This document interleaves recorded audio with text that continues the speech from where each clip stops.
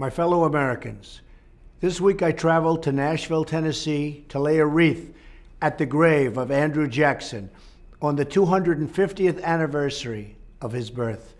Jackson was an American hero, first as a brilliant general whose crushing defeat of the British at New Orleans saved our independence in the War of 1812, and later as the 7th President of the United States, when he fought to defend the forgotten men and women from the arrogant elite of his day.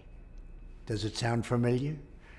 The memory of his leadership lives on in our people, and his spirit points us to a better future.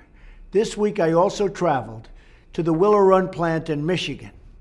At that facility during the Second World War, the Ford Motor Company built not cars, but entire airplanes. At one point, workers there produced a complete B-24 Liberator every single hour. Hard to believe.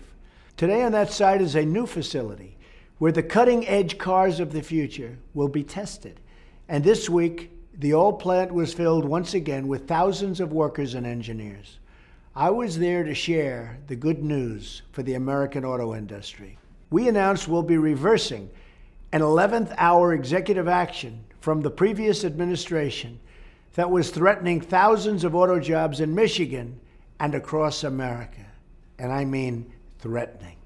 It was very, very sad to see. In fact, we are setting up a task force in every federal agency to identify any unnecessary regulation that is hurting American businesses and American jobs. The first 2 job reports of my administration show that we've already added nearly 500,000 new jobs.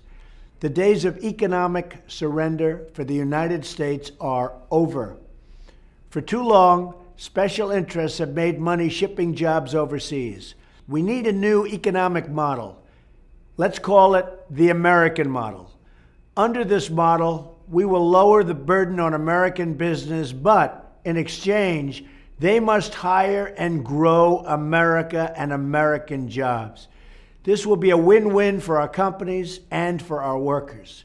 Let's buy American and hire American. Let's create jobs in America. Let's imagine new industries. And let's build a beautiful future together. Among the workers building B-24 bombers at the Willow Run plant during World War II was one tough lady. You might have heard her. They called her Rosie the Riveter. And when Rosie's country called her, she answered the call. Rosie was famous for her toughness and her strength, and for the words that were emblazoned above her famous image. It said very simply, "We can do it."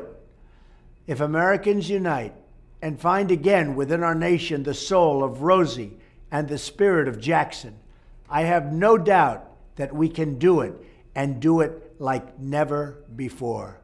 Thank you. Enjoy your week.